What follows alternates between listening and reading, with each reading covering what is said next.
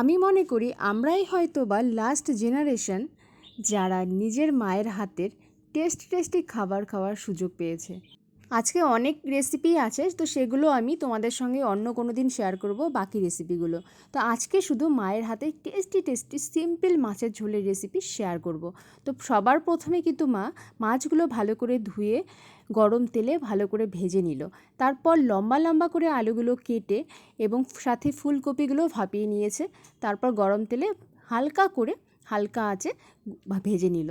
তো শিলনোড়াতে এখানে বেটে নিচ্ছে মা, আদা বাটা করে নিচ্ছে। কারণ মা মনে করে আদা বাটা হোক বা যে কোনো বাটাই হোক, শিলনোড়াতেই বেস্ট মায়ের কাছে। যতই মিক্সার গ্রাউন্ডার থাকুক না কেন, বাড়িতে কিন্তু দুটো মিক্সার আছে, ছাড়াও কিন্তু তার সত্ত্বেও মা বাটা মশলাই ব্যবহার করে বেশি। তো পেঁয়াজও বেটে নিল, সাথে একটু জিরা গুঁড়ো এবং অ্যাড করছে লঙ্কার গুঁড়ো, সেগুলো একসঙ্গেই কিন্তু অ্যাড করছে। এবং গরম তেলে কিন্তু তেল গরম হয়ে যাওয়ার পর গোটা জিরে দিয়ে দিচ্ছে, পেঁয়াজ কুচি, গোটা গরম মশলা এবং তেজপাতা দুটো দিয়ে দিল।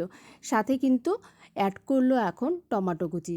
এগুলো একটু ভাজা হয়ে গেলে সাথে যে এতক্ষণ ধরে বাটা মশলাগুলো ছিল একসঙ্গে গুলিয়ে তারপর ছেড়ে দিল গরম কড়াইয়ে। এগুলো একটু ভাজা করে নেবে, কষানো হবে। তারপর কিন্তু কষিয়ে এখন একটু হলুদ গুঁড়ো দিচ্ছে। হলুদ গুঁড়ো হয়ে গেলে কালারটাও কিন্তু খুব ভালো আসে, খুবই টেস্টি হয়। এগুলো কিন্তু ভাজা করে ফ্রাই করে নিচ্ছে, একদম ভালো করে ফ্রাই করে নিচ্ছে। তারপর একটু নুন ছড়িয়ে দিচ্ছে। তারপর ভেজে রাখা যে ফুলকপিগুলো ছিল সেগুলো দিয়ে হালকা করে একটু জল দিয়ে, জলটা কমে যাওয়ার পর, জলটা কষানোর জল কমে যাওয়ার পর ঝোলের জল দিয়ে দেওয়া হবে। ঝোলের জল ফুটে গেলে ভেজে রাখা যে মাছগুলো ছিল সেগুলো ছেড়ে দিয়ে সবার শেষে কিন্তু গুঁড়ো গরম মশলা দিয়ে সবার শেষে নামিয়ে দেবেন। এবং এই ছিল আজকের মাছের ঝোলের সিম্পল রেসিপি, ফুলকপি আলু দিয়ে। এবং আরও অনেক রেসিপি ছিল, সেগুলো পরের ব্লগে আমি অ্যাড করে দেবো আপনাদের সামনে। তো চলুন খেয়ে নেওয়া যাক দারুণ টেস্টি গরম ভাতে গরম মাছের ঝোল, কাতল মাছের ঝোল। দারুণ ছিল কিন্তু খেতে। খেয়ে দেখি তো চলুন। সেই টেস্ট!